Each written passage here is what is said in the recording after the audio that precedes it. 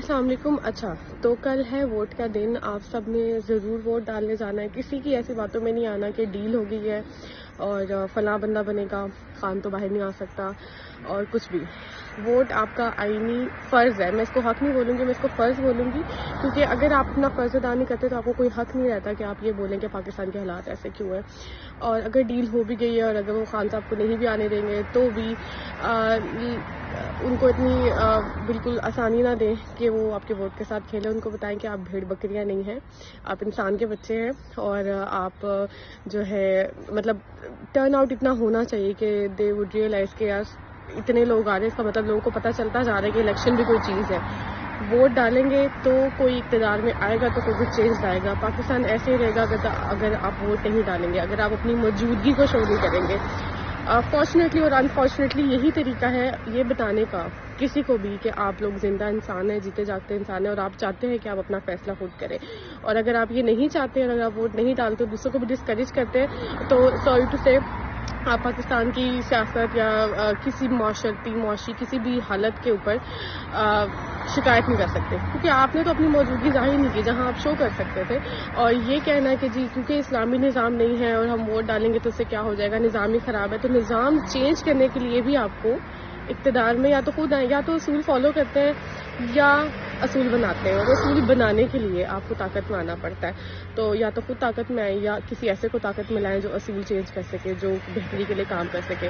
اور اگر جو ہے جمہوریت اور یہ ساری چیزیں اتنی فضول ہوتی تو یہاں UK کا پرائم منسٹر جو ہے وہ انڈین نہ ہوتا اور میئر لنڈن کا جو میئر ہے وہ پاکستانی نہ ہوتا. وہ ایک ڈیو پروسیس کے تحت ہی یہاں تک پہنچے ہیں. تو ووٹ ضرور ڈالیں اور میک شیور کہ جب آپ ووٹ کاسٹ کرنے جائیں اپنا ID کارڈ ساتھ لے کے جائیں. اور اگر آپ کا ID کارڈ ایکسپائر ہے, اگر آپ نے نئے کے لیے ڈالا ہوا ہے, اپلائی کیا ہوا, تو وہ پرچی ساتھ لے کے جائیں. اور اس کے علاوہ جب آپ وہ لگائیں, مہر لگائیں, تو پلیز میک شیور کہ وہ سوکھ جائے, سیاہی سوکھ جائے. اس کے بعد آپ فولڈ کریں. فولڈ اس طرح سے کریں, میں نے اسٹیٹس پہ لگایا بھی ہوا, فولڈ اس طرح سے کریں کہ سیاہی جو ہے کسی اور کے اوپر نہ لگ جائے, کسی اور نشان کے اوپر نہ لگ جائے. اور اپنے نشانات ضرور یاد کر کے جائیں, تاکہ یہ نہ ہو کہ کل آپ وہاں پہنچا آپ کو پتہ ہی نہ ہو کہ آپ نے ووٹ کس کو ڈالنا ہے اور آپ کا جو امیدوار ہے اس کا نشان ہے کیا. گھر والوں کو ایک پیپر پکڑ کے ان کو فولڈ کرنا سکھائیں کہ کس طرح لمبائی کے رخ کس طرح سے فولڈ کرنا ہے.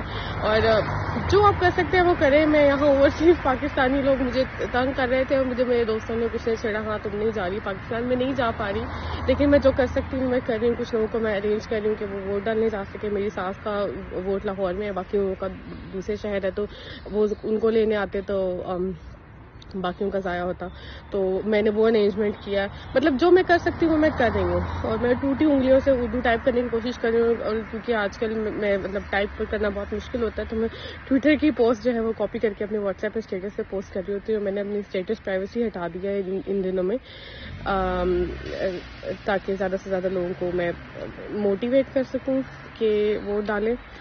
اور گڈ لک. اور خان کو لانا ہے تو ووٹ ڈالنا ہے.